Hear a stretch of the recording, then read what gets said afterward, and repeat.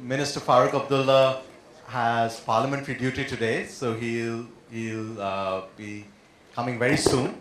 But his colleague, Mr. Tarun Kapoor, is already on his way.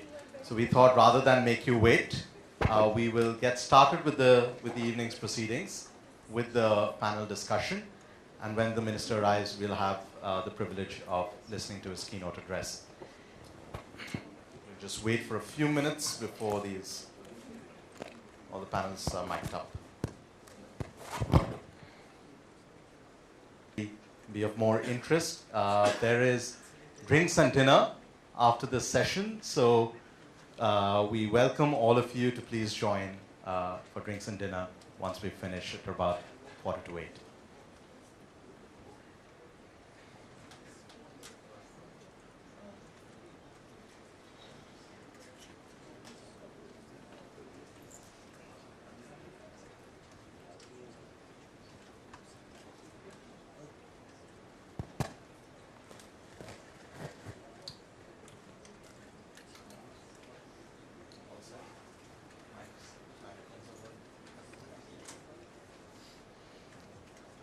Once again, a formal good evening and a formal welcome.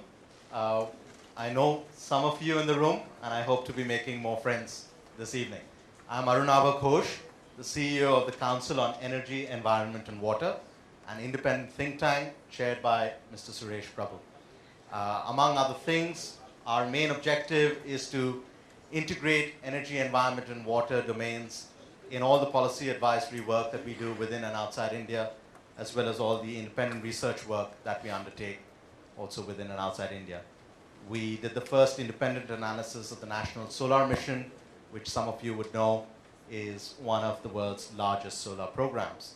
We worked on developing new and innovative financial instruments for off-grid renewable energy and energy access. We are currently working to develop a countrywide network of hundreds of small off-grid renewable energy companies that we believe can scale up their activities if they work through a network and solve some of their problems. But green growth is not just about energy. It's about the whole gamut of infrastructure and other productive economic sectors that perhaps need to be viewed through a slightly different lens. And why is that, or why might it be an imperative that we should be discussing in the context of a network of emerging economies, which is what the GrowthNet is all about, and the Council on Energy, Environment and Water is an institutional partner of it. Let me just give you some context. The biggest consumers, the biggest new consumers of mineral resources around the world are emerging economies. In fact, since 2010, for the first time, South-South trade in mineral resources became larger than South to North trade. So the demand is in the South, the supply is in the South, and the trade is happening there. Yet there's continued concentration of mineral production in a handful of countries in terms of large-scale production. So the supply sources still remain largely limited, within which a number of new economies have to compete for or collaborate to secure the resources to deliver industrial and other forms of growth. At the same time, we have a step change in price volatility.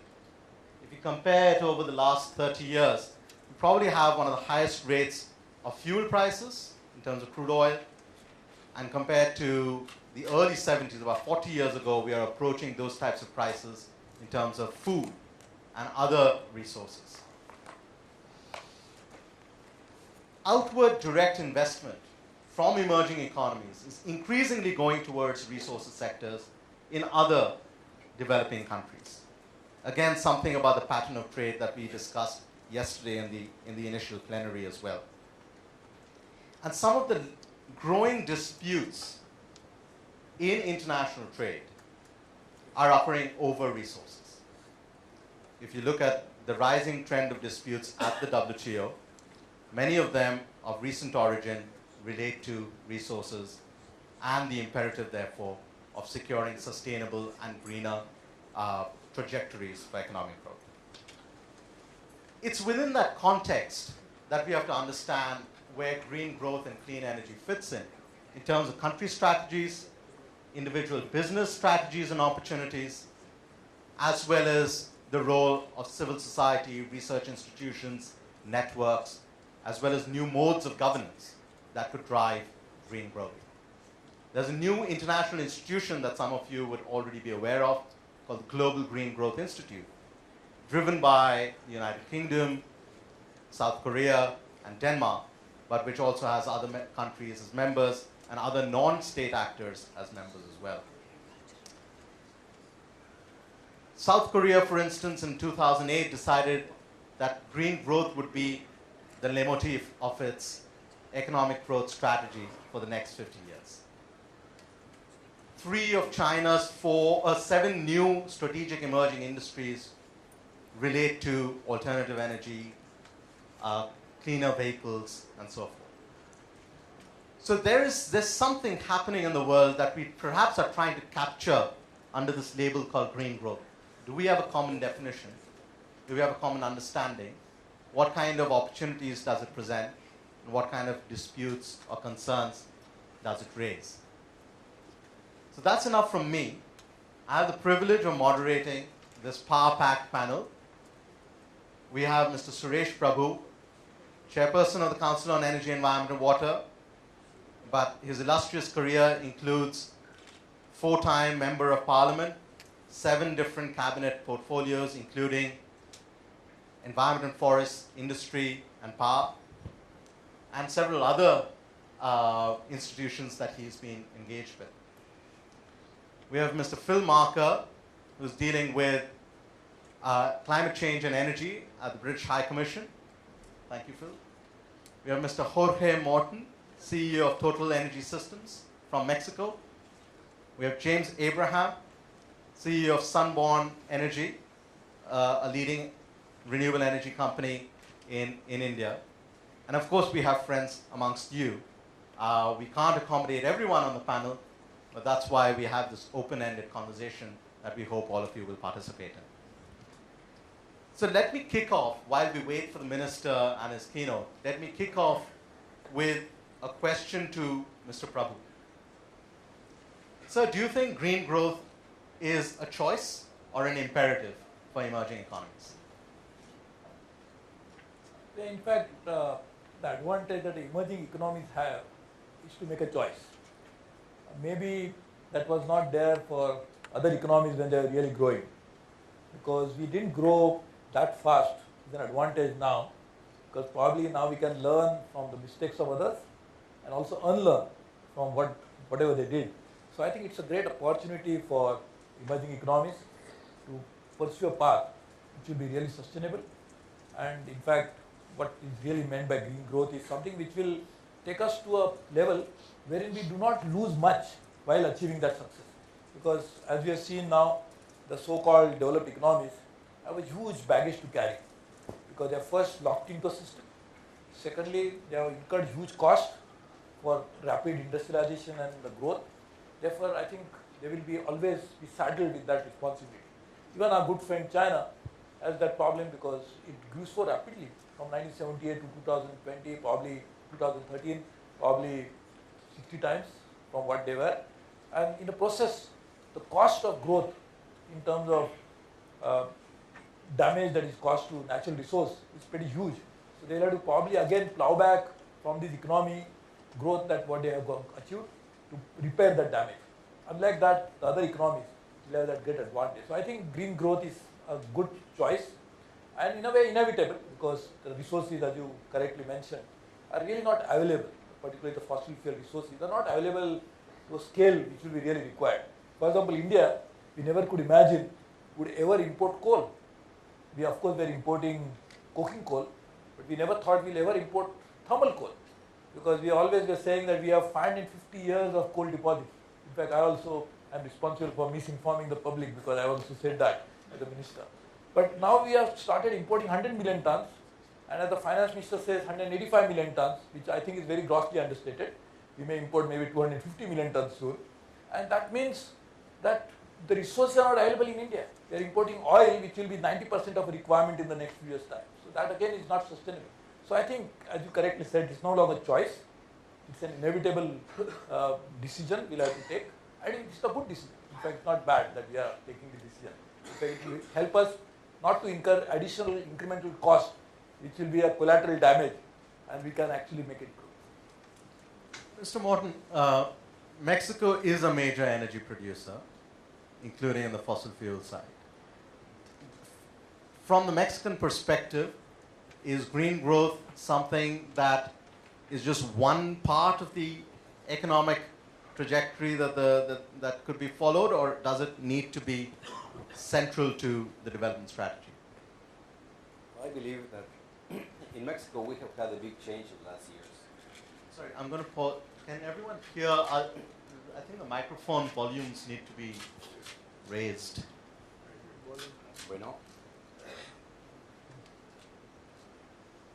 Yes. Okay. The situation of Mexico in the energy sector has been changed in the last 3 years. Mexico, from being an exporter of oil and natural gas, today we are a net importer of goods. Mexico, from being the refiner of its own oils, today we refine our oil in India and Turkey and take back the gasoline. So the history and the situation of Mexico in the energy sector has changed drastically. That is why we believe, and that's why we are positioning ourselves in Mexico as a Mexican company in the production of biofuels produced in Mexico. We see not only an opportunity, but a necessity to have the opportunity to produce our own fuels and not have dependency from other countries. So for us it's new to have dependency. Today we are dependent on importation of natural gas. We import 30% of the natural gas we consume. We import 30% of the diesel we consume. We import 40% of the gasoline we consume. We refine 30% of the oil that we produce outside of our country. So I believe that we need to produce our own resources with the green growth to be able to compete and to have the competitiveness that we used to have before. So that is our view today of Mexico. And is that the view? Is that the view of just your company, or does the economy as a whole believe in that vision? Well, the economy as a whole in Mexico is not very much aware of biofuels or alternative energies, with the exception of wind energy. That has been promoted very strongly in Mexico. But with the exception of wind, basically biodiesel or ethanol, which are two products, have not been basically in the scope of the politicians. Basically, they have been pursuing the change of the energy sector reform to bring more investment into Pemex and looking to have oil, fossil fuels as the raw material as we did have before. That's their point of view. Unfortunately for Mexico, for us, in my company, we believe that we have a great potential on alternative energies and biofuels, and that's why we are competing in pricing. We have a more competitive price. We have the availability of the product at site, and I think it's going to take a little bit of time for our politicians to understand that we have to start moving from fossil fuels to alternative energies. But I think we're on the way. Mr. Marker, is that the British government's idea as well when it kind of supports something like the Global Green Growth Institute? Is that... Oh, we have the minister with us.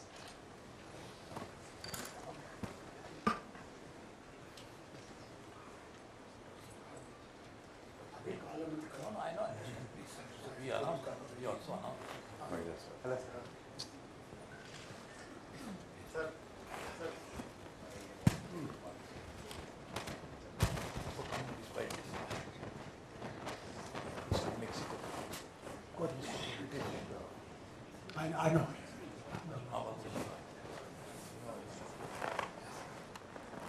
into my pocket.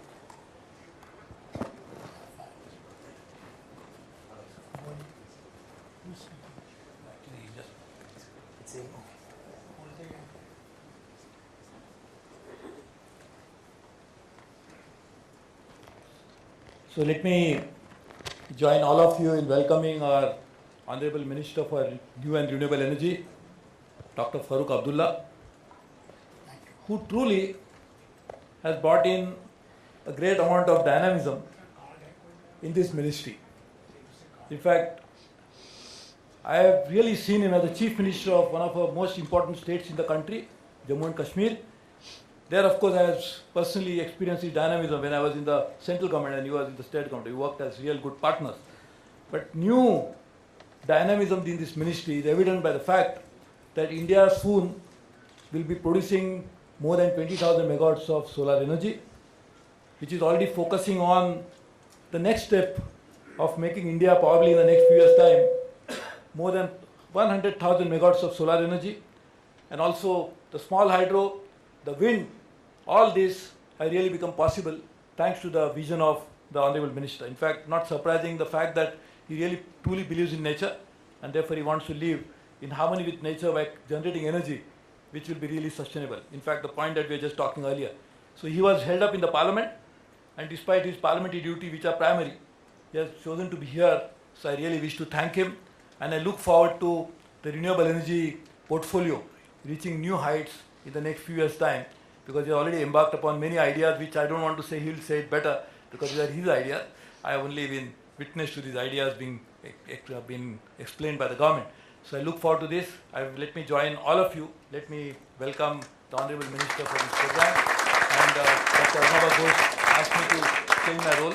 I was speaking and I came here to welcome you. So I think we'll hear him first. So that No, I think I'd like to hear somebody else first. No, I think it is, you set the tone, which will then have a discussion. Set the tone, then I will. Sure. I think if you want one goal, then I will just one mention. I will make it is, India is home to a huge sunshine. So we have 300 days of sunshine in India. In fact, I remember talking to my Japanese friends. I said, Japan is known as a country of rising sun. I said, we are a country of rising sun, but we are a country of shining sun, because we have more sun in India than in Japan. And then we have some 30, 40, 50 odd countries in the world who are blessed with sunshine of that kind. And you cannot generate solar energy without sun. So therefore, the Honorable Minister is soon going to organize a conclave in which we'll be able to get all the ministers from those countries who are blessed with the sunshine. So it will be probably a 300-day sunshine club. And then that will actually scale up the generation of solar energy of an unimaginable magnitude. Because if there's a demand, automatically supply will come in. And the supply comes in, the prices will also come down. And soon India will be able to address one of the big challenge of energy security, but it's not just for India. We'll be able to make the world truly sustainable. The point that Dr. Ghosh was talking about, how to bring in green growth, will be possible if you can change the energy mix in a substantial way. Because by reducing fossil fuel, we are anyway reducing the emission of greenhouse gases, but we must fill in the void, so we'll be able to generate solar energy. So I think, Dr. Saab, this is one point for your consideration, and maybe now Dr. Ghosh, can you address us? So Yes, I will request you to please address. We very much welcome your remarks, sir. Okay, here I go.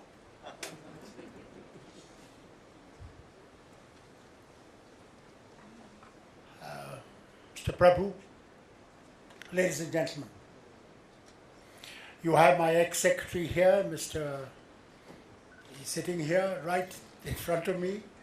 Mr. Gupta, he will be telling you what my ministry is doing and what it has done. And I think a lot of work he did. He's just retired very recently, so he'll tell you exactly. But he is the toughest officer I have known in the ministry. And as Prabhu has just told you, India wants to get on with this energy. I'll be very frank and very straight. We spend a hell of a lot of money in buying fossil fuels, whether it's oils, whether it's the coal, and I think we can't afford it. If we want to really give a better life to our people, we have to start thinking of having our own energy. Otherwise, we are just filling the coffers of the Arabs and the other states. And I think time has come. I think sometimes I think God has been very difficult for us, in the sense when I meet him, someday I have to meet him, and I'll tell him, well, how do you do this? That you gave us a population of 1.2 billion with hardly any oil. And there are people with such small countries with hardly any population and oil and gas to such an amount that sometimes I think he himself is lopsided in his decisions. Forgive me, oh Lord, for my comments. India needs energy. We have a population, young population,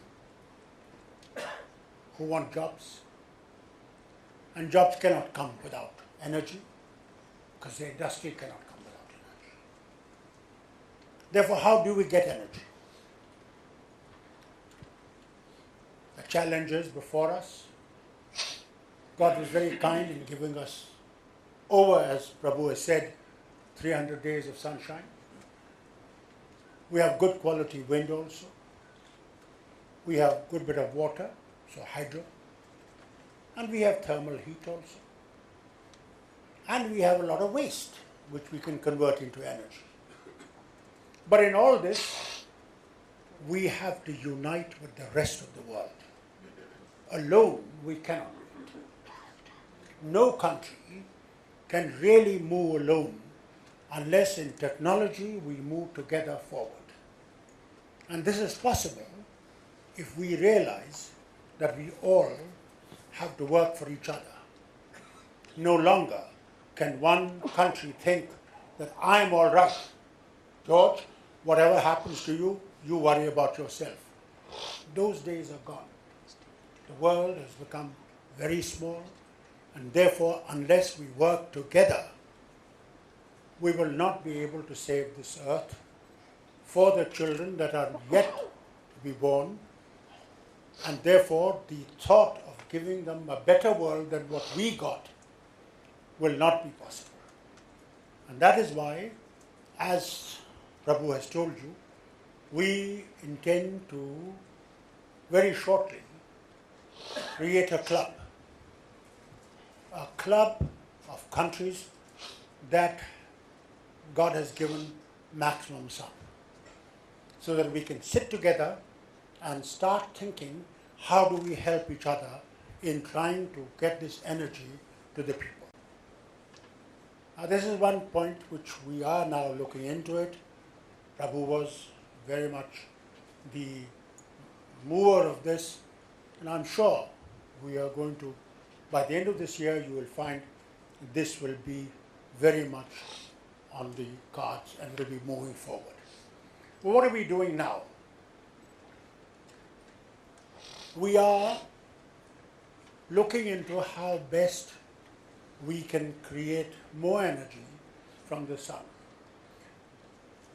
Thanks to the Prime Minister, the Jawaharlal Nehru mission, which started in 2010, we hope to have by the end of this year in Jawaharlal mission about 1300 megawatts. But the other states, Gujarat, Rajasthan, Maharashtra, and many other states are doing far more work in this, in moving forward in solar energy. We are also, I must confess, in solar thermal, we had problems. One, there was hardly any technology that was available to us here, and we had to depend tremendously on countries where this work has been done, in Spain and many other nations. But one of the problems we found, that the studies of solar radiations were not easily available to the people who went in for this generating of this energy.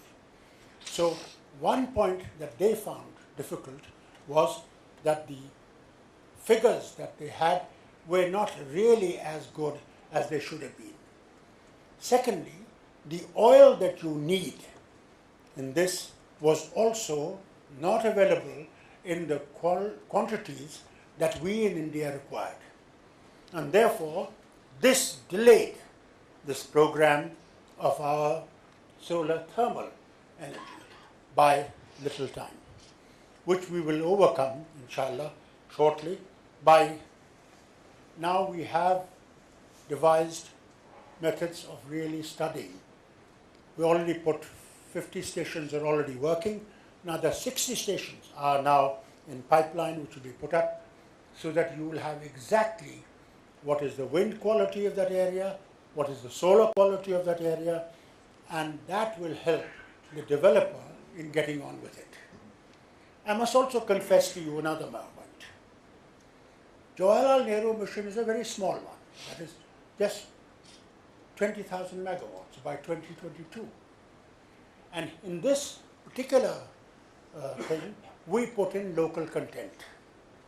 Now here is a problem between the firms who feel that local content should be taken out and it should be made freely available for them to import, as our states are doing at much higher, like Rajasthan and Gujarat and others, who are doing far more than what Jawaharlal Nehru mission is. So we are now at this time in a quandary. When we put this local content, it was really to protect our industry and to see that our industry also grows. Otherwise, it's just a question of buying material from China and bringing it here. Then we don't benefit from that unless we produce also from our industry. And therefore, this has been, unfortunately, one of the points that people have raised, and I think even today, some people might talk about it while you are here in this matter. And it's a good thing that you should talk, because then you will know exactly where we stand. And it's a big debate going on even in my ministry nowadays on this local content issue. And but one of the things I must say, to safeguard our industry, like Americans have done, they have raised the price of the imported material that will come in so that it saves their local industry. Similarly, we in India now are working with the Commerce Minister that we should also do something like this so that the local industry survives and grows, but not at the quality and the quantity of the material we need. We are not going to promote, let's be very frank about it, an industry which cannot keep up with modern technology.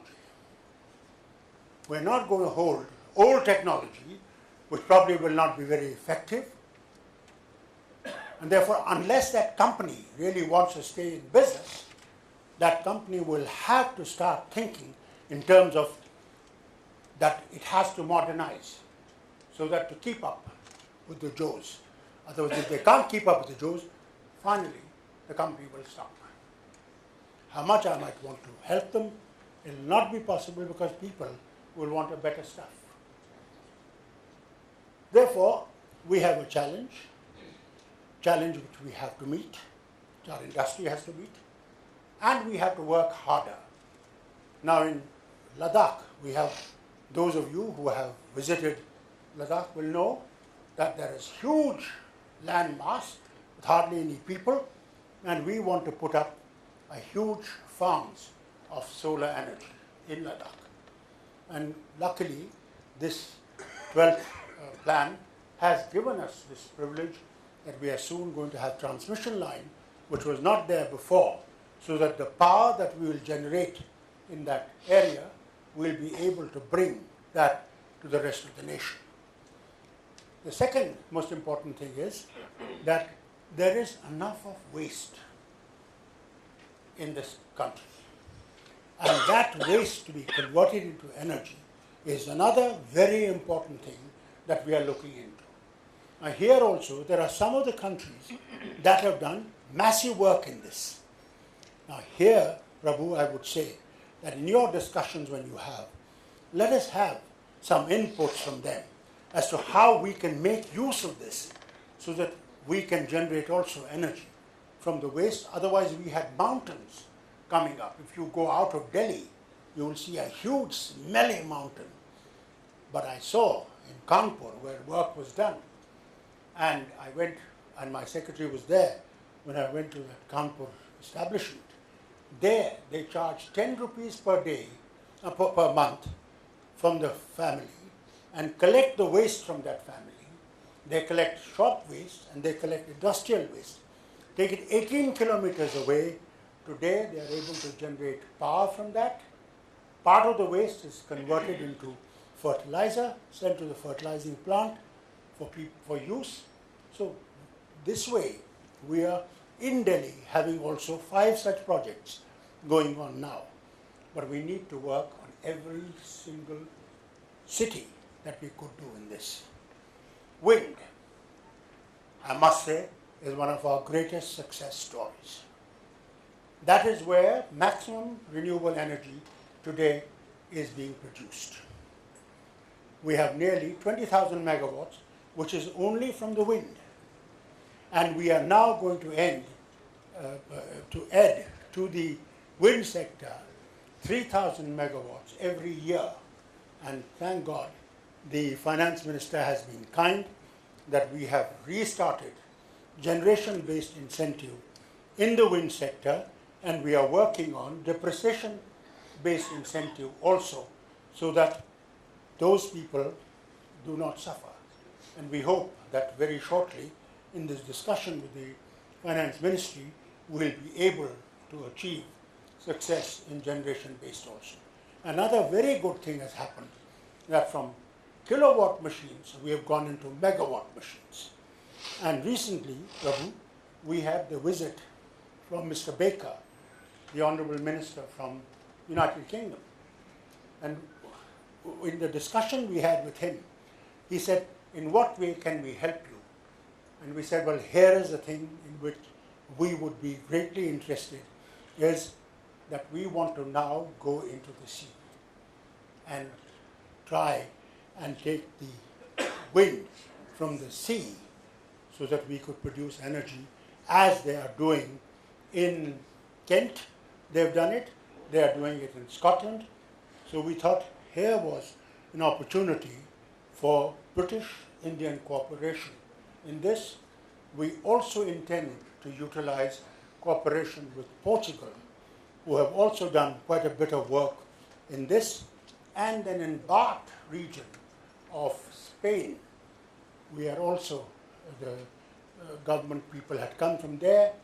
We are discussing with them how to tie up with them so that we could now utilize this form of energy also. Ladies and gentlemen, sky is the limit. And that is where we need every one of you to help and cooperate in generating this God-sent energy that is there for us to pick up. And I'm sure, seeing all of you and the discussion that Prabhu is holding, because I hold him in great respect. When he was Power Minister, let me be very honest and frank about it. He was one man who couldn't care less for collecting party funds. They were more interested in seeing that India gets energy. And that is a big thing. And I hope he will continue to work with the same zeal that he's done then, today, in this new energy that we in India need very greatly. Well, God bless you all. May you succeed in your efforts. And as far as my ministry is concerned, it is a facilitating ministry, and I'll be grateful if there are any suggestions that you have which could help us in promoting this in far greater way, that you could please tell us. I told you my ex-secretary is here. He will be able to then also tell us that this is what we have been able to achieve, and we will be able to carry that forward. Thank you ever so much for waiting for me. And thank you.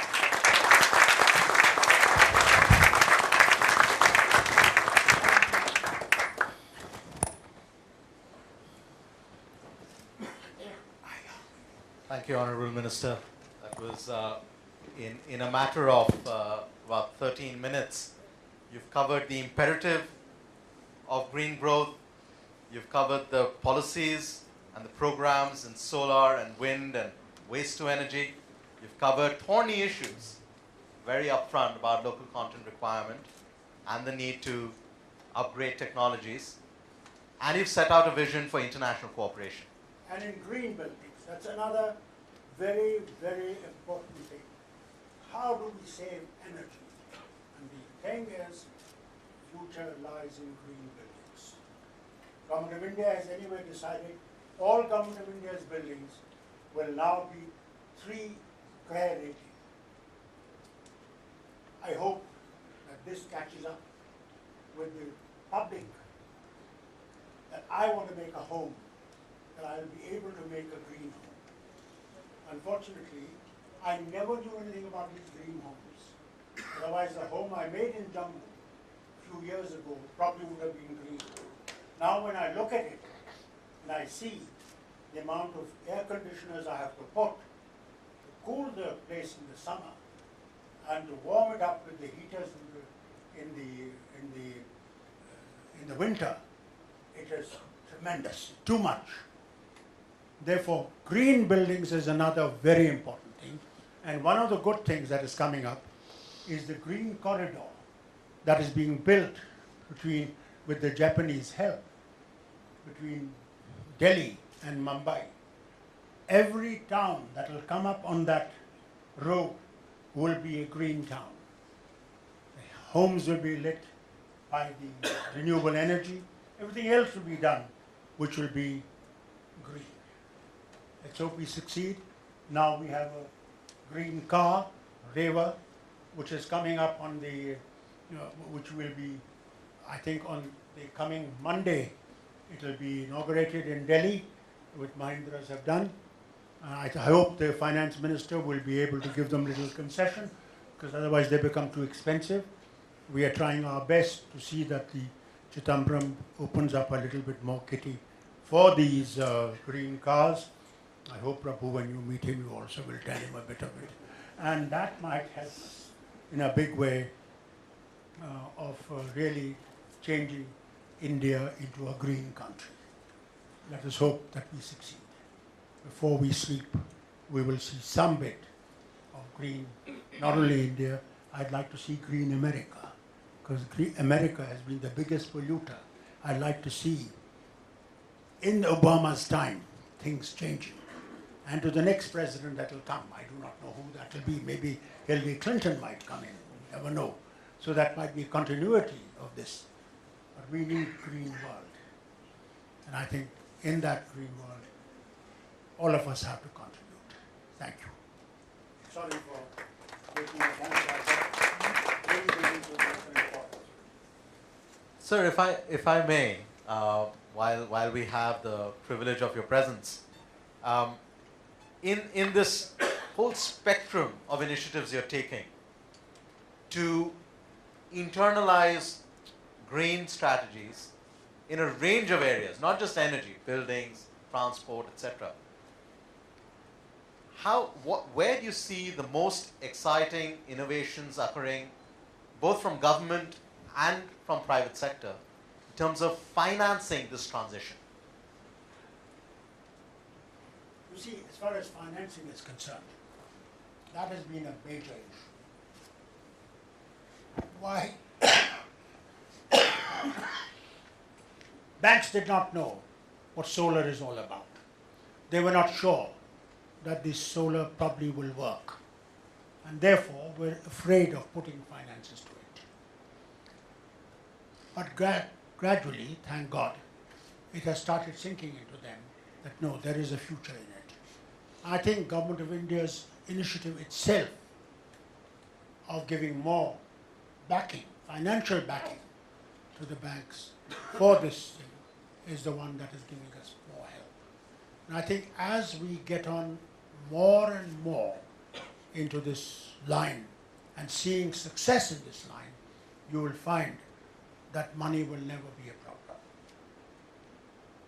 Earlier it was a problem. Today I can tell you, even as a minister, what the finance minister told me, even after giving us such a boost in the ministry. Now, Dr. Abdullah, if you can spend what I have given you, I will give you immediately more. So I told my my staff, all my secretary and all the others, I said, start your project now, so that in April, our projects are with the ministry, so that by next following month, it will be cleared. Otherwise, what happens in our working in the past was that by the time the plan was cleared, what would happen? By May, June, July, we would be making the project. It would go by September, it would get cleared by end of September, then hardly there was much time left for it to be spent. So much of the money wouldn't be spent. So now, I hope you'll ask me the same question next year, this time, as to really how did we succeed and whether we got more money for doing these projects. Mr. Minister, there are, I think, nearly 30 countries represented in this growth net, this group of emerging economies. And I think it's not just Indians, but the rest of the world that's looking to India as a laboratory for innovations in technology and business models in financing solutions. With your permission, can we take a couple of questions from the floor while you're here? Yes, I'm here for every question. Would anyone like to ask? Yes. And then I'll come. Here. Can I give you this? Thank you, Minister. My name is Ingo Ploger. I came from Brazil.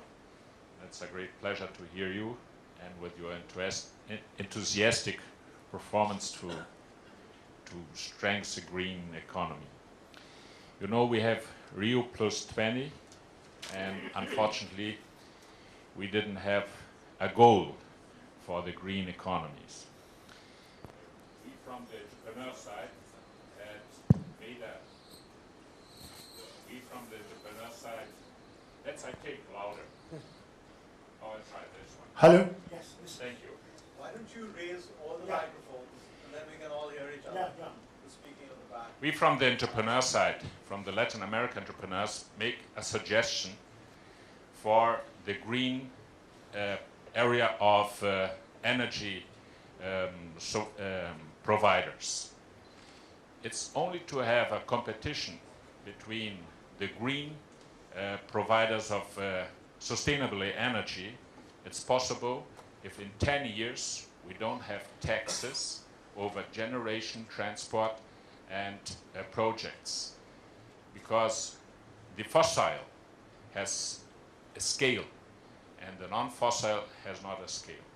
So one objective is to get in 10 years worldwide an agreement that we can improve the generation of energy from sustainability with sustainable metals without taxes. I would be very glad if you can comment that. And the second one is, you make a question to God why he don't provide you with petroleum.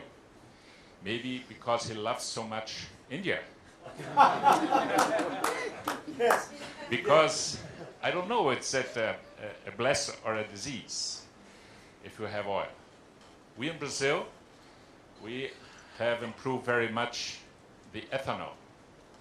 And I remember that President Lula, when he makes his speech in the European Union, because the ethanol who is imported to the European Union has to pay 400 euros per tons, and the gasoline comes in with a slow one of that. And he said, to drill, you need a lot of money and less person. To plant a sugar cane, you need a lot of people and sun and water. And that we have, and you also. So maybe the ethanol with the sugar production is a bless that you need. I agree. Well, to the first question, I'd say as soon as that this club is formed, which will be a world club, we'll take up this question, the first thing of yours. And I'm sure we'll be able to meet that in that conference that we hold, and you will find it'll be a world decision that will work as far as taxes and other things are concerned. Secondly, ethanol. India is working on ethanol in a very big way. May not be as in your country because you're able to use food products for this, which we are actually using for our people. But we are also working very hard on ethanol and trying to minimize imports. But I must confess here, I hope people will forgive my saying, to beat the oil cartel, pretty difficult. I can tell you, when we wanted to blend 5%, the amount of stories you would hear. One story was, we don't have enough molasses. And the other story was, then what happens to alcohol industry? What happens to paint industry? And mine started getting around, my God, yes, what will happen to alcohol industry? Those people who booze, they'll be on our heads. So, but luckily, thank God, we kept on it, and we said, we said, look, you don't blend, there are penalties. And for the first time, Indian cabinet took it that if you do not do it, the penal clause was so severe that these cartel had to bend. So we have now gone to 5% and soon we'll go to 10%. We may not be as fast as you have done, but we are following Brazil very closely in seeing that ethanol is also brought into market. There's a question here. Yes. Sir, my name's Alan Rosling from Kiran Energy. The government has been criticised for policy paralysis in the last 2 or 3 years, but your ministry has been one of the real bright spots of world-class policy developed in a world-class way. Congratulations. My friend. Congratulations. But, Mr. Gupta, I think you should stand up and take a bow. last time we met, sir, was when you inaugurated our first 5 megawatt plant. And I'm delighted to say that since then we've commissioned our 50 megawatt plant. So we now have 55 megawatt under national solar mission. And we hope you'll come and inaugurate the 50 megawatt too. My question, sir, is looking forward though. What we need as a solar industry is dependable pipeline going forward of projects to bid for. We may not win. James may win the next time. But we need dependable pipeline. So when does the National Solar Mission Round 2 come? I know your consultation document was out in December. You're struggling with the local content thing, and I'm on one side of the fence, and others may be on the other. What we did, to answer your question, because when the first mission was over, part of the first, we thought time has come, because when we started, we had no experience at all, and therefore we did not know what to do. Ask him, he'll tell you how difficult it was. But now with the second phase that is now starting, which will be going to 10,000 megawatts, we opened our things again for the people to suggest to us, after having seen the first thing, as to what improvements you would want us to do. We responded. Yes. So this is what we have done. The suggestions have come in. We are now trying to get that ready so that we are able to put the second phase into bidding with those conditions that we are now going to put by the suggestions that have come from you. When will that be, sir? Very short. I think in July. Yes, in July. So my C28, that is. 750 megawatts will be very shortly. Very, very shortly. But we hope to get the other thing also as rapidly as possible. So be ready for it. I think there's one question at the back there. Yes, yes. Karthik here from the Council on Energy and Water. Come nearer. You've been looking to the benevolence of the finance ministry for so many of your projects, but you'll find that there's this large corpus which is called the National Clean Energy Fund, which is actually under them, which should be meant and dedicated for the use in clean energy and development of technology for that, which is sitting under the finance ministry, and they really don't know what to do with it. And there have been consultation sessions with civil society, and they've used that money for cleaning up hazardous sites and commissioning projects which anyway have planned expenditure. And we've heard through these consultation sessions that there is more need for them to go into R&D and projects which have more promise going forward, as opposed to capital expenditure for projects today. It would be, I think, worthwhile exploring the usurping of that fund under the MNRE, so that you can direct how that fund will be used to sustain green growth for India. The question, put in one, yes, Are yes, you talking about the Clean Energy Clean Fund. Energy Fund. Why don't you sort of take it up and make Can you Two control- reasons. The Clean Energy Fund is the cess that was done on the coal, imports of coal. Now this is a huge amount that has been collected. But part of this fund is going to the environment. And part of the fund will be utilized by the Renewable Energy Ministry. I think very shortly, once this first part of the budget is over on the 22nd, we have a meeting with the Finance Minister to take up this issue as to what is the amount that we are going to be able to get from this Clean Energy Fund for utilization. Because they've already given us a good amount of fund for the present work that we have taken up now. But further fund, what is going to come from this Clean Energy Fund, will be decided by then. Thank you. Mr. Minister, we were also, when you walked in, since this is a net of several emerging economies, we had just heard about Mexico's strategy, and we were about to hear from Phil Marker about, who's from the British High Commission, and since you mentioned Mr. Barker's visit, Yeah, he was there. it would be nice to hear from Mr. Marker about how Britain is pushing for green growth, but also opening up collaborations with countries like India and elsewhere.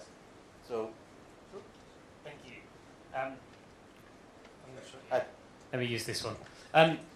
As the Honourable Minister said, he recently met our Minister, Greg Bark, and had an excellent meeting. And it was a very good example of some of the things we're trying to do, of matching where the UK has expertise, in this case in offshore wind, to areas where India is moving and seeking to collaborate. And I completely agree, there's a lot we can do there. But I mean, more broadly, just stepping back, for the UK, I think it's very similar to India and Mexico. The need for green growth is no longer really a choice. It really is an imperative. I mean, in the UK, with an economy which, as people will know, it has been sort of largely flat for a few years. It's the green growth sectors that are growing. So they're growing about 5% a year in the context of a very difficult wider context. So green growth is driving growth in the UK. And it's for this reason why very, very important business leaders in the UK are calling for the government to take further steps on things like carbon pricing. So further to having a climate change act and climate change budgets and carbon budgets which are designed to give clear market signals for markets in the UK into the long term. So I think green growth for us, Jorge mentioned competitiveness, and that is very much an issue in the UK too. I can't help but perhaps refer to one of the things that the Minister said. I mean, in the UK we pride ourselves on being sort of very well connected. We like to think we're everyone's gateway into Europe. We're a member of the Security Council. We are a member of multilateral organisations. We're part of the G8, G20.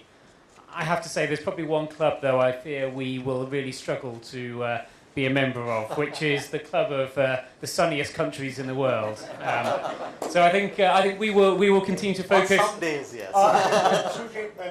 We might be able to join it on the sort of a few days in June, but But certainly we have a huge amount that we can collaborate on, but in offshore wind, in other areas, and we are very active on that. And perhaps we can come back to say a bit more about that as we go through the discussion. I wanted to, again, open up the discussion. James Abraham, you've been investing in R&D as well as in projects. Where do you see clean energy fitting in the larger context of green growth as the minister has kind of outlined, the larger vision? Actually, I think this is working. working. Yeah, this is working. Yeah, thank you. So I'll focus on the innovation and the R&D aspect. So, around the world, I think there's been a lot of R&D in clean energy, in solar, wind, and others. It's happened primarily in the West, in the US and Western Europe.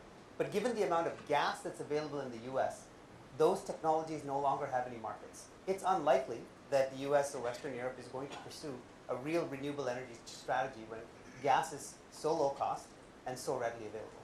So those technologies need a home. And that home, the ideal home, is India. However, most of those technologies, at least the ones I've seen, are not easily adaptable into India. For cost reasons, construction methods are different, materials availability in India are very different. So we need to find a way to match these two things to happen. And working with your ministry, sir, we're working on a project to look at patents and technologies from the US and from Europe.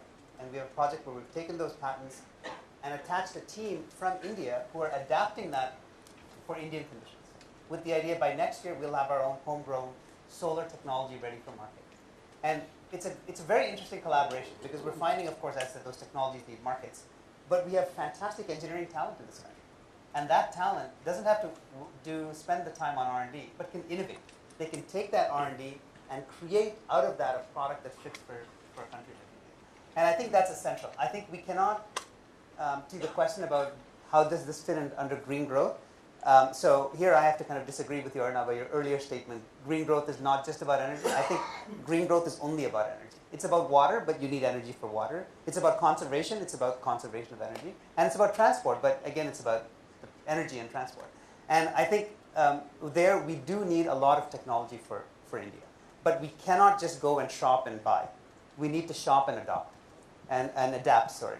And that means, and this question the gentleman asked about the National Clean Energy Fund, I cannot think of a better use for that fund than to just find those technologies, find adaptations that fit for a country like India, and that'll just create products at the right cost, with the right materials, with the right methods to scale. And I think this is a service for the world as well, to take a bigger picture out on this. Markets like India are not alone. This would fit perfectly in Mexico, because our methods are similar, our materials are similar. In Africa, methods and materials are very similar. In other parts of Asia. So this is a much bigger market from where we can expand. So I think technology and innovation, not R&D, innovation I think is very critical for us to capture green growth. See here also, I'd like to add to your thing. UAE started this fund. The UAE government is going to give $50 million per year. And that is 4 years now. Money has been collected, 4 years. And that was basically, we suggested to them that they should buy technology with that money, which then can be utilized by the developing countries. And that is another thing which I think the chair have started on, and I'm sure this will also help world in towards green world. We've been talking a lot about sort of big technology in a sense, but we also know that a country like India, and this is why the rest of the world is also looking to us, is a country where 80 million households do not have access to electricity. And if you just did back of the envelope calculations, and we work for the next 20 years, 6 days a week, 12 months a year, just take some days off, every single hour we have to be connecting about 1,600 households to electricity. Mr. Minister or Mr. Tarun Kapoor, thank you also for joining us. Could you reflect on how you are bringing the key issue of energy access, whether it's through grid or the huge opportunity in the off-grid decentralized space? Because again, the innovations that we develop here would be relevant for the rest of the world as well. You see, there are two ways. One is grid connectivity. But India, as far as India is concerned, and you correctly said that 40% of Indians do not have access to energy.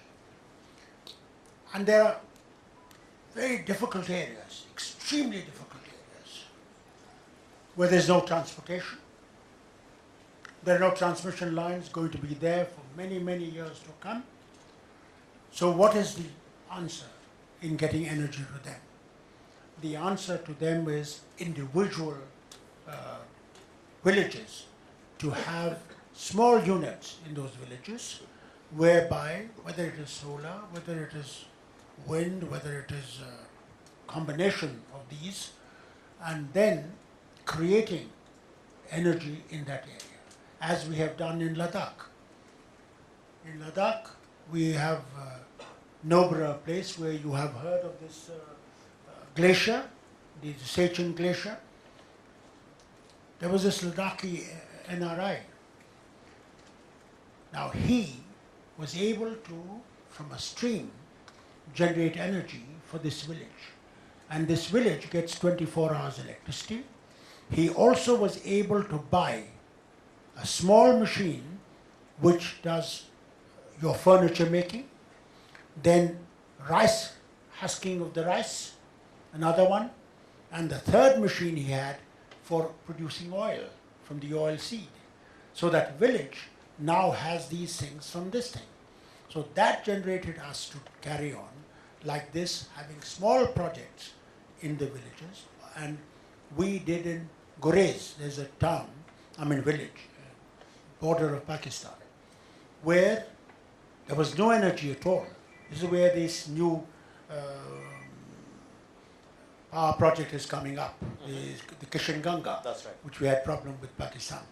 Luckily we won, thank God. And so there, every household, I think the Chief Secretary will tell you, every household we gave a panel. It can operate 2 lights to start with. We intend fellow has to, so we made sure 2 things.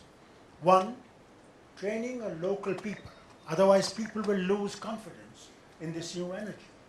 If you haven't got the person to repair the bulbs, the thing, or the panel, if they can't do this, the people will say this is all wasted. So what we did is utilize local engineering unit of the huge engineering institution in Srinagar to send their people to train these villagers, of some of them, to develop skill as to how to maintain this, rather than having engineer coming from Bangalore or from Delhi or something. So we thought this was essential. So this is what we are doing, is one, training the local people in that area and other areas so that the maintenance is possible, then seeing whether it is the individual that we can give or multiple ones where villages are near. So gradually we are trying to get in the same way with the wind mast. Now wind mast has now increased to 80 meters and we intend to go to 100 meters. So therefore many of these people, our tribal people, live in thick forests where transportation is impossible. There is no way you can take this. So we have created now in those areas these small units whereby they can do this thing. Also, secondly, very important thing is telephone communication. This mobile communication. So mobile towers, if you look at mobile towers, every mobile tower has either 2 generating sets or 1 generating set using diesel. What we did is, we have now, in these difficult areas, we have now started solar and wind, both, whatever is possible, so that they are able to utilize these sets. This has become another in the press people, in Naxalite areas. We thought they were so much, they didn't have any communication. So we put these towers, which was easy. But many places the batteries were stolen. But we still managed to get this going. So it's a long drawn process. But they say there is a couplet, इरादे जिनके हों पुख्ता, यकीन जिनका खुदा पर हो, तला तुम खैज मौजों से वो घबराया नहीं. That means if you have the right decision, the right path, and you are determined to do, you will have ups and downs, but you will succeed. And that is what India is trying to do, is to get to these people who have no energy. And it's a long process, but inshallah, we will achieve success with this renewable energy. Mr. Prabhu, you. I will not stay long. Now, everything else they will tell me. And But we. can I go, Prabhu? Thank you again, Thanks. Minister. Yeah, you tell me any question. What are you doing related to the Jatopa production? Oh, the Topa, yes. And there's a company called Grow Diesel that Yes. produces- Now, we have a lot of area Yes. in our country, which is barren area. So we started growing Jatopa. Earlier plant of Jatopa was not giving us that much of production, but the later hybrid variety is doing well. We have also found, we sent some officers to Israel. Israel has a plant, I don't know the name of that plant, what it is called, that plant that is there, on which they produce this for the, like Jatopa, Okay. that is also utilized for energy. So we are now trying to get that plant from them to experiment this thing here. So Jatopa is also on the move, and this new plant that Israelis have done, we are working on that. And I would suggest that in your country also, you must utilize that plant from Israel. They've done good work on that. Are you doing also something with algae? I don't think we've done anything yet with algae. Though we have a lot of algae in our these ponds and lakes and things, but we haven't done anything. The only research is going on. Nothing much has been done as yet. But have you done a lot of work on algae? Well, I came out of Roorkee. I studied IIT Roorkee myself. Oh, And I had the opportunity to meet your minister in Mexico some years ago. And we are working in the algae. But basically, there's a company here in Delhi called Grow Diesel. And one of the students of Grow Diesel has patented a processor for the algae. It's an Indian company.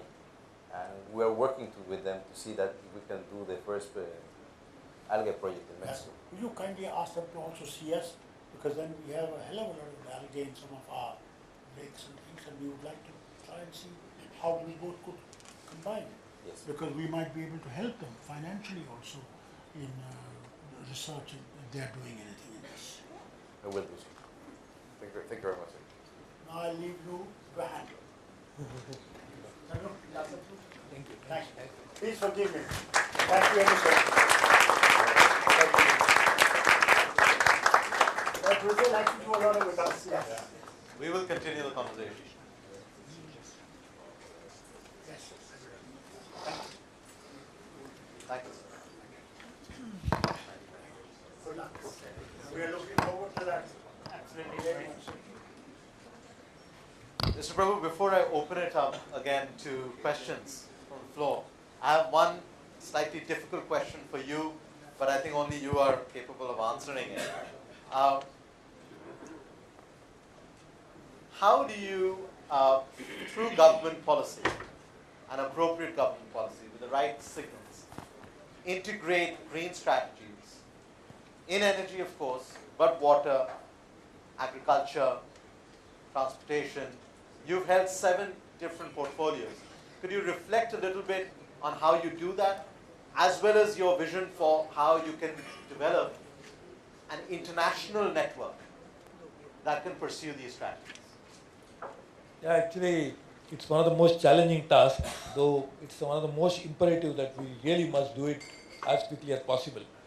In fact, interestingly, all the policies anywhere in the world are finally aimed and finally result into an action in a small little place like a village or a small little place like a city, small in comparison to a country, I'm saying. So finally, the convergence of action take place at the village or the city in any case. The challenge is that we create policies of different kinds, only because we wear different caps at different times. The Ministry of Agriculture will like to pursue agriculture policy, Ministry of Power will like to pursue Ministry of Power policy, and end of the day, this is anywhere in the world, it's a political economy. Because every government has different entities. The government may be one, but there are many different entities who would like to keep their identity and would like to say, yes, this is my policy. Like you mentioned very interestingly, even today we remember President Lula's policy. So, you know, if it was President Lula who would like to put his mark on that policy, because he would like to remember for that, and that's a legacy he would like to leave behind. Same thing happens with various ministries in the government of India or any other government, that they want to do something which is identified with them. And they want to put their identity stamp on it. So I think, end of the day, if they are going to be implemented at a village or at a city, in any case, on a integrated manner, why not we try and create policies which will at least be independent, but will not create a conflict with the independent other policies that are implemented. And that's a real challenge we have. And to make that happen, you are absolutely right, we need different coalitions. We need coalition at a government level. And Mr. Gupta being a former bureaucrat, there is one Mr. Srivastava and then also Mr. Burma, all of them have been in the government. They will tell you that in political level there are coalitions. So in fact we have a coalition government for a long, long time to come. But there are no coalitions at the operating level. Then at that level we don't want to really work with each other in a manner that will create this. So I think this is a challenge now.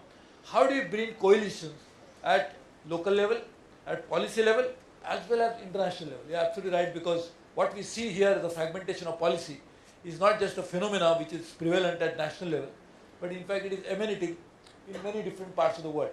And in fact even in UN system, there is hardly any body which I see which can integrate issues. In fact there are so many issues. The UN General Assembly will pass so many resolutions which will go to different segments for implementation. So I think you are absolutely right in finding out a solution at national and global level, which will be creating a system whereby we'll at least have internal check to find out whether an independent policy which is created by an independent ministry, specialized ministry, is not conflicting with the overall objective of the growth that we are thinking about. And I think that audit of policy is a must.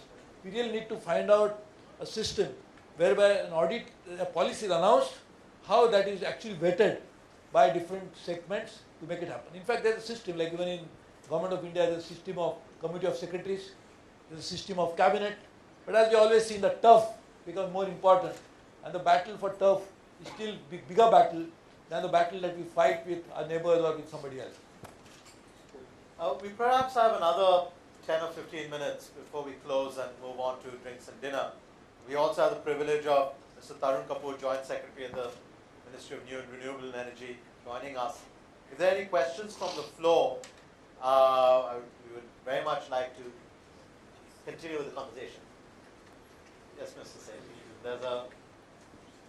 My name is Surya Sethi.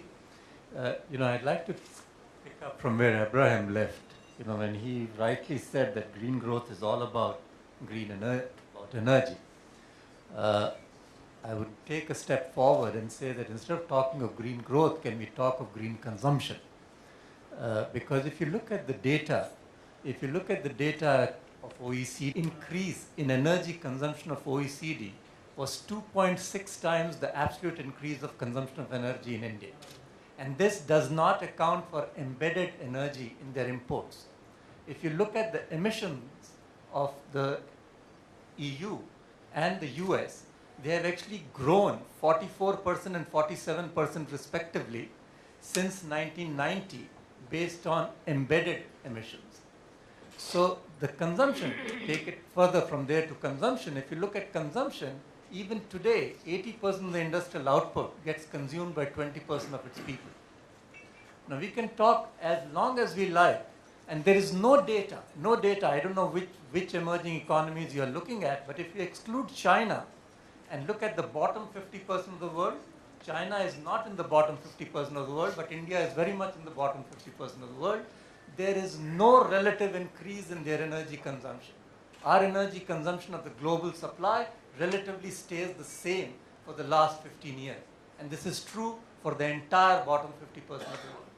Now, unless we address this, I don't think we can address this green growth, because the consumption remains non-green and the consumption remains where it should not be, even despite the fact that those 20% are already consuming 80% of the output. And the only thing that we are doing is we are shifting the production base, which is showing up in embedded energy and embedded emissions. So I think the point that Ibrahim made was very relevant, that these technologies may have no use in their economies because they have access to cheap energy, they have access to these cheaper imports. It all is relevant to adapt it to our system because we simply don't have the energy. And we will not get it as long as they don't stop consuming more and more, relatively more. They are doing that even today. So that, I think, is something that we need to look at. Mr. Marker, India's per capita energy consumption is 1/6 of the United Kingdom. That is without taking embedded. You know, if you take embedded, it is much less. When you add in the consumption patterns rather than the production of emissions, etc., we need a completely different paradigm of growth. Whether we call it green, sustainable, doesn't matter. How is the United Kingdom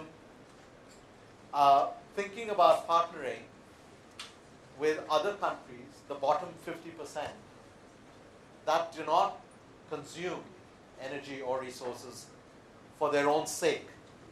How would you support that transition both within the OECD and outside? This might be working. Can you hear me? No, let's use the mic. So I think there's several things to pick up there. I mean, firstly, I completely agree that countries like India and India in particular need to increase energy consumption. Countries like the UK need to reduce energy consumption and decarbonise that energy consumption. So I think our first responsibility is to make sure we take action at home and do that. In the UK, has ambitious carbon reduction targets. We have been reducing our energy consumption and will continue to do so until we, up to 2050, we'll be reducing carbon emissions by 80% from 1990 levels. But I think, as you say, Arunabha, the UK also has a responsibility to, we believe, to work with countries abroad to meet their energy challenges and the challenges of development and the challenges of green growth. We don't believe that India should be forced to choose between development and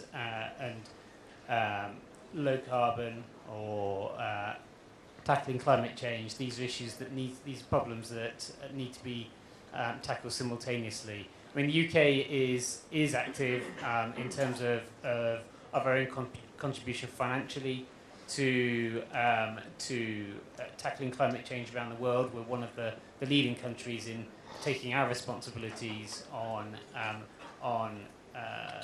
financing through international climate financing. But I'll be the first to agree that these are so far drops in the ocean compared with what is needed. And I mean, we are very active bilaterally in looking at how we can support countries through research, through technical collaboration, through policy collaboration. So, for example, we have research collaboration on energy storage, which is a key to unlocking faster progress in both making use of renewables and particularly decentralized mechanisms. So I think there's a whole. I mean, I can go on about sort of aren't we doing a bunch of wonderful things? I mean, I think we all realise they're insufficient. I think my job day to day is to promote collaborations where the UK and India can learn from one another. There's a very long list of those. We need to keep doing more of it. I mean, I think in the UK, there is a combination of consumer awareness challenge that needs to be accelerated, but also government action. And as I say, I think we are beginning to take those steps, and our collaborations internationally will do what we can to support others. I think we're almost out of time, so what I'll do is request our illustrious panelists to make some closing remarks. But I want to start with Mr. Kapoor because you've not had a chance to speak. So clearly the Ministry of New and Renewable Energy, as was mentioned earlier, is driving a certain dynamism in the clean energy space. But what keeps you awake at night, in a sense? You know, if we have to have this transition, let's be honest, it's not going to be an easy task, irrespective of the best stories, examples we can come up with. When you are looking at this on a day-to-day basis, what's the one thing that you would focus all your energies on, all your renewable energies on, to kind of spearhead? I think the most important issue which was just mentioned is energy access. For India, that's the most important thing. And then this thing of some countries consuming too much energy and India still not consuming much energy. Now within India also, if you look at, even though our per capita is so low, but you would, if you look into the statistics within the country, you would see that there are some individuals or some families who are consuming maybe 90% of that. Right. And I would say that there are some individuals, maybe even 50% of the population in the country, who are not consuming anything. They're just living. There was someone, I come from Himachal, so there was someone who did a calculation on what average village person, average Indian consumes in terms of food, clothing, and energy and sum total, and it comes to almost nothing. If you put it in rupees also, it's very little. So within India also, there are few people who are consuming all that figure which comes to us. But then as economic prosperity is setting in, as people are moving up the ladder, their consumptions are going up. So the challenge before us is to catch at the right time and ensure that the additional incremental use of energy is only through renewables.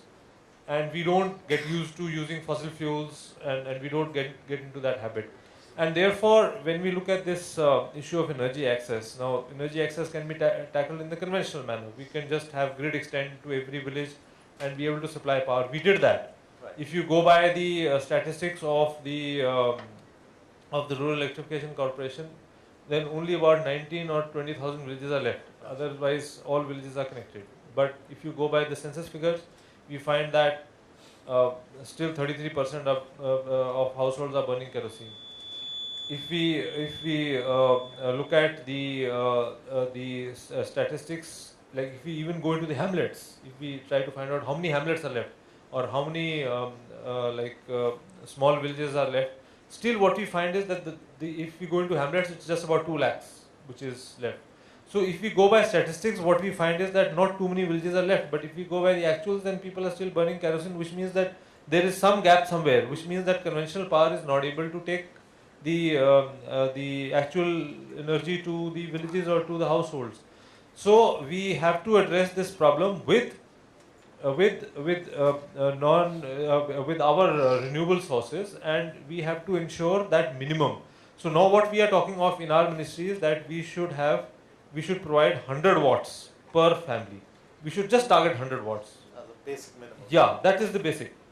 Let us not target let us not target unlimited power. Let us not say that people can run air conditioners and can run everything, and we provide grid power, and then people can do whatever they want with it. So let's just target that minimum, and that minimum has to be ensured through any method, and the most feasible method is through maybe a combination of renewable energies through mini grids, microgrids, where slightly larger villages are available, and through individual home solutions where the hamlets or the population is totally dispersed. Now this we now want to do through organizations who are dedicated into this. So that's why we called for an expression of interest, and we said, who are the organizations who want to work in this field? And we've got a very good response. I think about 70-80 organizations have responded. So we want these organizations to get trained and to work in this field with full dedication, and we want to develop some maybe financing instruments and maybe some technology and some business models, so that these organizations can then sustain in this field, and government would be willing to put in money, but then government needs organizations who can take on this task on a sustainable manner. Mr. Morton, and then I'll ask James. But I hate to sound like a TV anchor, but Maybe a 30-second last words from you. Well, first of all, I want to thank you all for permitting us to be here with you. It's an honor for me. You were not aware, but I did study at IIT Roorkee, renewable energies here in India. And with the Vice Minister, we had the opportunity to be in Mexico as well. We, as Total Energy, we are committed to pursue the biodiesel project. We are intending to grow the capacity that we have at play at present. In the biodiesel, we are actually doing it from used cooking oil, and we are working on the Jatropa. That's why I asked the minister on that issue. And we are intending to go for the algae as well, which is a project that I will pursue with you as per instructions of the minister, to see how we can make it work. Our intention is to expand our company and make it bigger, and if possible, to share with you how we are doing it, and if possible, do it here in India as well. I want to thank India for helping me in this. James, 30 seconds. No, I think this is working. Thank you. I'll take 15 because I stopped here in the spring. And I'm going to take and pick up where Mr. Kapoor made his comments and take advantage of the fact that he's sitting right next to me. I think we're at the beginning of a massive shift in the way power is going to be regulated. Around the world, power has always been a centralized subject. There's been a government that's running generation, transmission, distribution, collections. It eventually got broken up into generation and transmission, distribution. But just this comment about off-grid, distributed sources of generation, distributed sources of, it's a significant shift in the way power is going to be generated, delivered, and used, where the central authority no longer has a say. And that's an important shift. That means a complete opening up of the power markets. Think of it in India like what happened to telecom. Telecom was run by two central government-run entities, and today it's completely wide open, private markets. And I think we need to start thinking about white sheet rethinking about the way the power sector needs to be redone. And I think renewable energy in a completely open market situation can deliver power to everybody in India, just the way everybody has a cell phone. Mr. Prabhu, last words? I think we're passing through some very exciting times. I'm very sure that necessity is the mother of invention, and therefore I'm sure in the next few years' time we'll see that happen. And our old conventional wisdom that don't marry in haste to repent in leisure is coming true. We did not marry in haste, particularly those countries who are path of growth met. So I think we don't have to repent, but I think we should not remain unmarried for long. So we need to get married to the right technology, right partnership, and I think that's what will really happen. So I look forward to that. Well, in a span of an hour and a half, you've heard about national level policies, almost a human right to 100 watts of power. You've heard of bilateral collaborations that India and the United Kingdom are perhaps trying. You've heard of multilateral initiatives on Solar Club, and we obviously hope Mexico will be partnering. But I have nothing more to say apart from the fact that we've talked about green growth, and now the bar is open, so there's red, white, golden, everything on that side. So I welcome you all to drinks and dinner, and thank you again for joining us.